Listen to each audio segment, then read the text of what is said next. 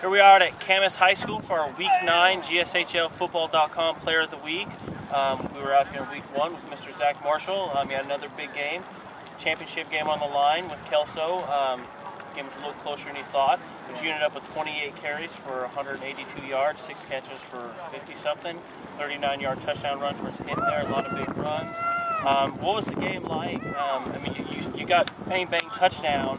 You got up real early, and then they settled in for a dogfight. Explain what happened in the game. Yeah, Kelso, they were hitting hard all night. You know, they have a really good defense, and they didn't quit. You know, after halftime, they just came out fired up, and they were just ready to go. And so, you know, they gave us some problems. So you guys, you got the 24 points, but what you can't see in the highlight film, that you were in the game if you were there, you moved the ball a lot. I mean, you had inside the 20 two or three more times. I mean, breakdowns, was that frustrating? And knowing, like, oh, we could be up a lot more. Yeah, it was pretty frustrating, you know, because offense was clicking, you know, things were going right, but penalties, like little penalties, kept setting us back, and we just kept getting inside the 10 and everything, just those little penalties and stupid mistakes, you know, and they kept holding us back, and it was frustrating, yeah. Okay, so on the season, you ended up third in the GSHL 3A in rushing with a little over 800 yards.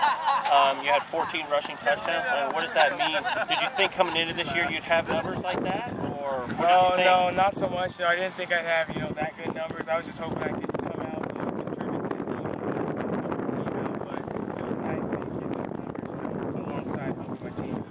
Yeah. So obviously one of the big things, Logan getting injured, playoffs with Tony. What do you think all of a sudden? Is that nice knowing that coach has been riding you all year and not just passing the ball, that it's not like, oh, all of a sudden I got to run. It's all right, this is, you know, we're used to this, we can keep running, we're going to be fine? Yeah, you know, we're a great team, you know, and we can do it all so that, you know, we'll be able to run the ball and also be able to pass the ball too, because, you know, you remember Oregon State, you know, Tony led us to the championship there, so we should be pretty good. So obviously, I mean, this is your second time winning the award, but you still had, you know, Miguel, who finished, I believe, third in the 3A in receiving yards, and Jeremy's right there, and Brent's right there, and Addison's right there. So the receiving yards got split up a lot, where you ended up getting the bulk of the runs.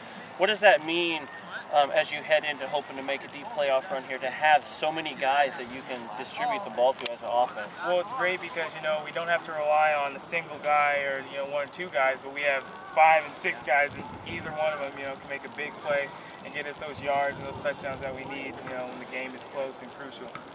So you obviously, first year at the new stadium there, are you guys excited to have the opportunity of possibly 3 games at home this year?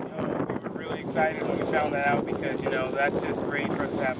As long as we keep winning all those home games and in front of the home crowd and everything, we can just, you know, keep going on. So obviously, you played the game at McKenzie against Mountain View early in the year, and then you had the game at Fort Vancouver.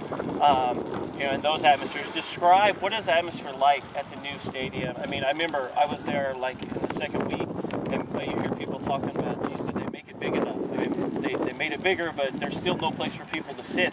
What is that like explaining at Doc Harris the games? Well, that's awesome, you know, because that means our fans and, you know, the Camas community is just coming out supporting us, and there's no other feeling like that for our stadium each and every week, just be packed full of people, you know, cheering for us up in the stands. It's great, wonderful. Okay, well, again, congratulations. Thank you. The undefeated league champions this year. Obviously, you guys have higher goals set than that, but it's great to have a breakout year and get recognized a second time.